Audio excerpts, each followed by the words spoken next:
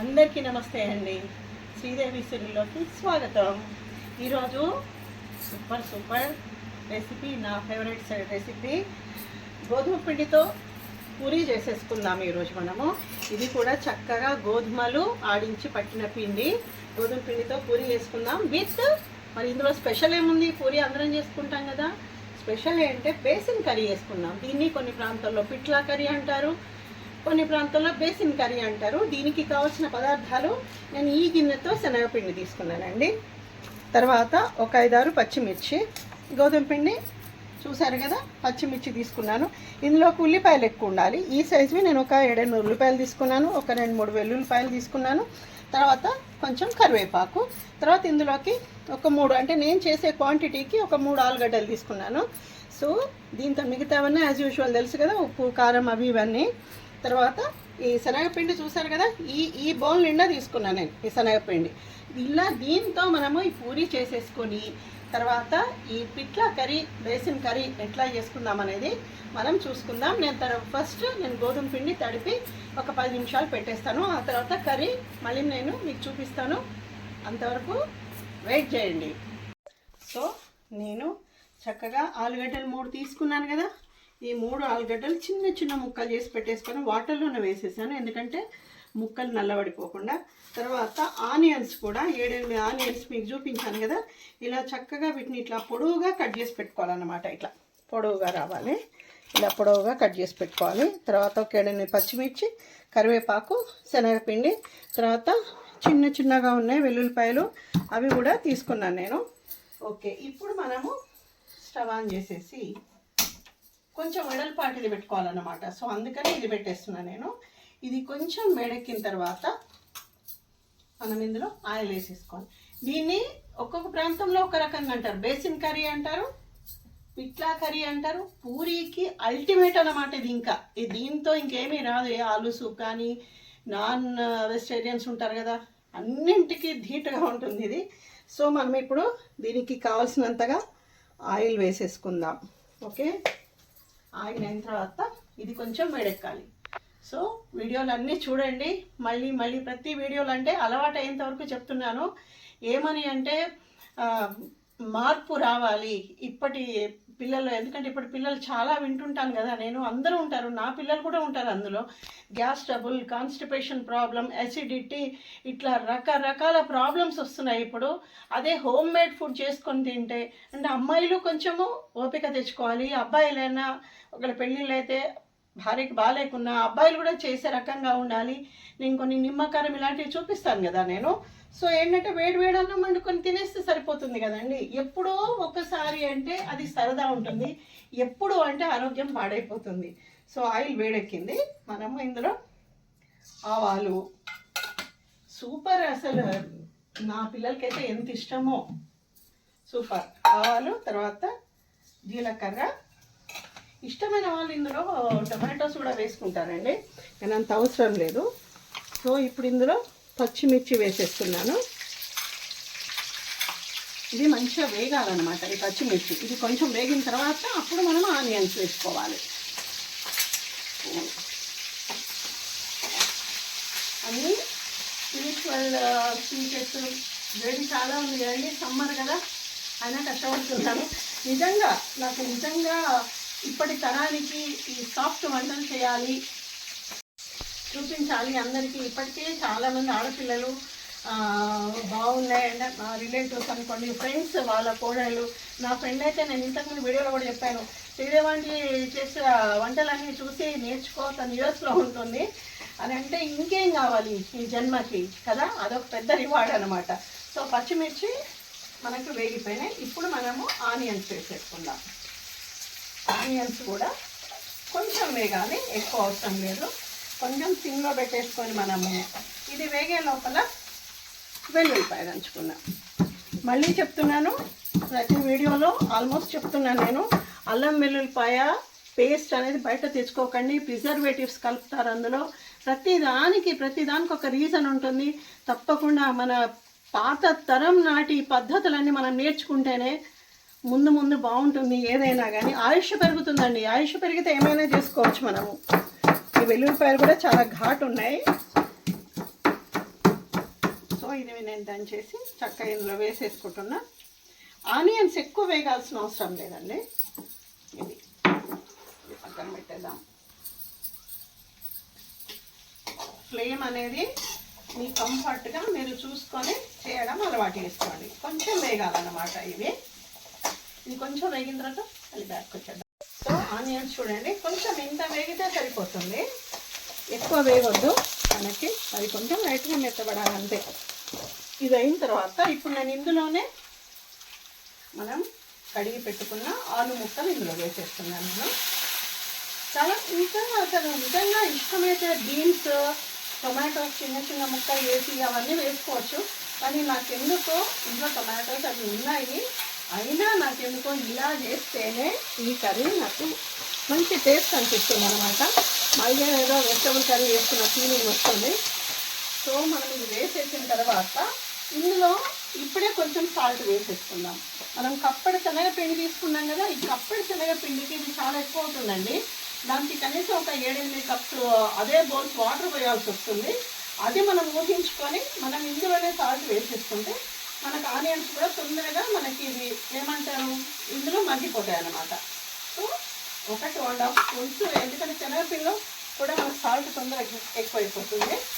ఇది కలిపేసుకొని ఒక చక్కటి పాట పాడుకుందాం. ఆలుగడ్డని మనకి మెత్తగా లోపల ఒక చక్కటి పాట. ఇది ఆలు కూడా మెత్తగా కావాలి అంటే కొంచెం మూత పెట్టేసుకొని ఒక చక్కటి పాట.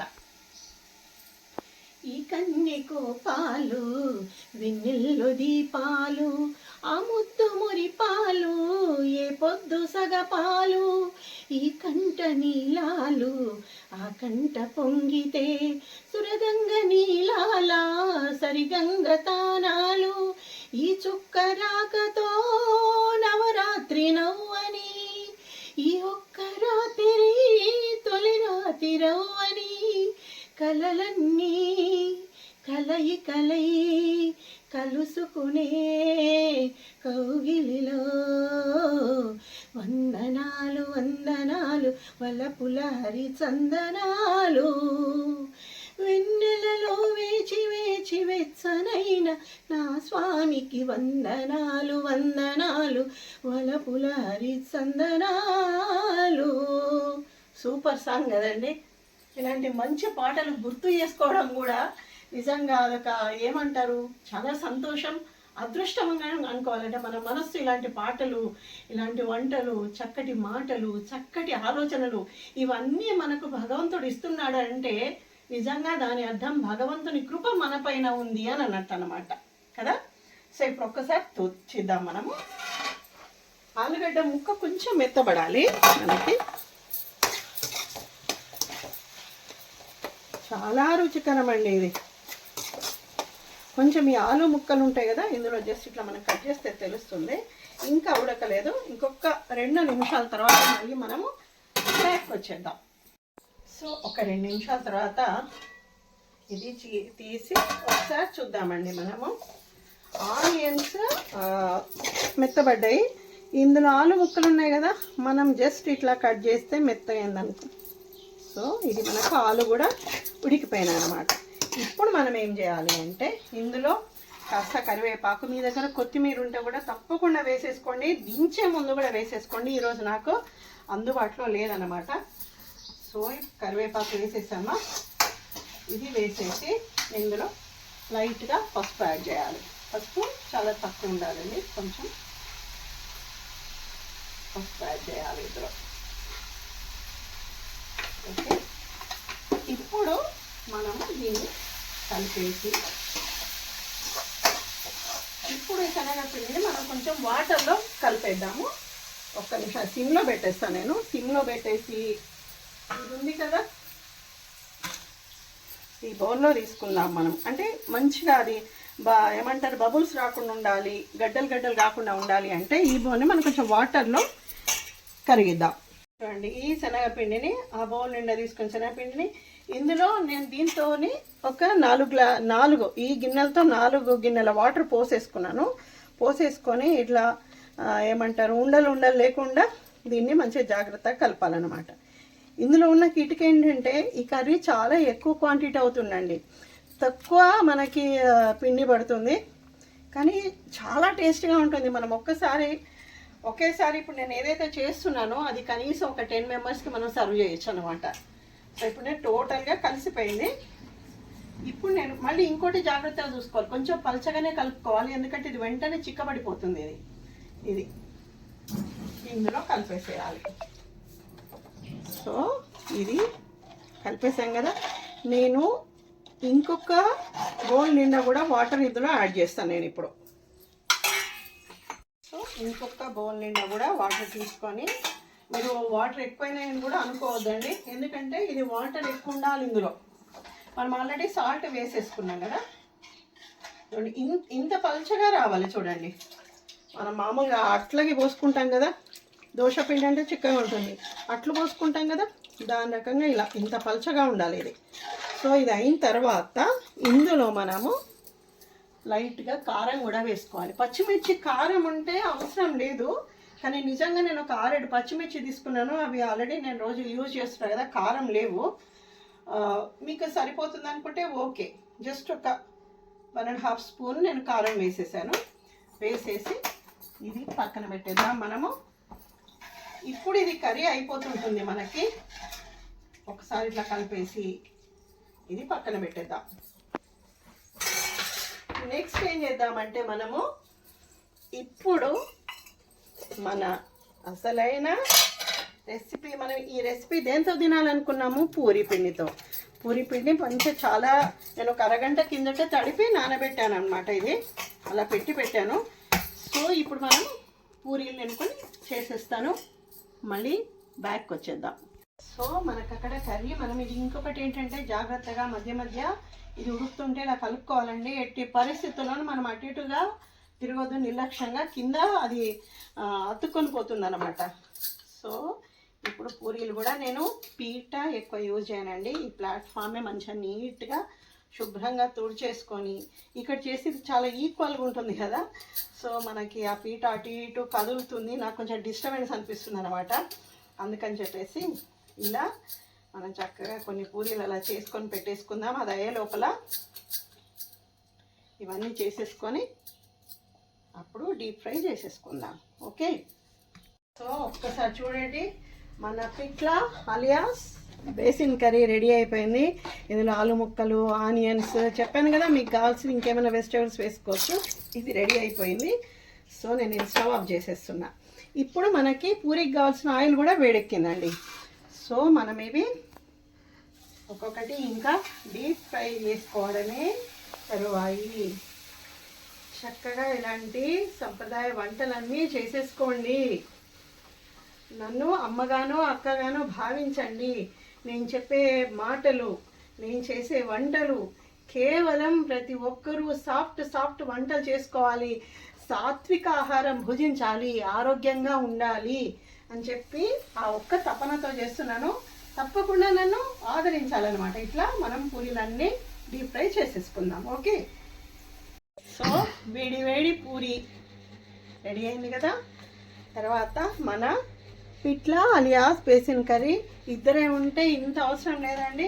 ఇవాళ నేను సర్వ్ చేయడానికి కూడా నాకు ఇంట్లో ఉన్నారు రిలేటివ్స్ కాబట్టి, సో నాకు లేకుంటే మీకు ఆ హాఫ్ బౌల్తోని గుర్తుపెట్టుకోండి, ఆ హాఫ్ బౌల్ ఆనియన్స్ మీ ఇష్టం ఉన్నంతగా వేసేసుకొని అందులో ఒక 7-8 కప్స్ అందులో దాంతోపాటు పోసేసుకోవడం పడుతుంది. నాకు మాత్రం ఇంత అవసరం ఉంది కాబట్టి నేను ఇలా చేసేసుకున్నాను.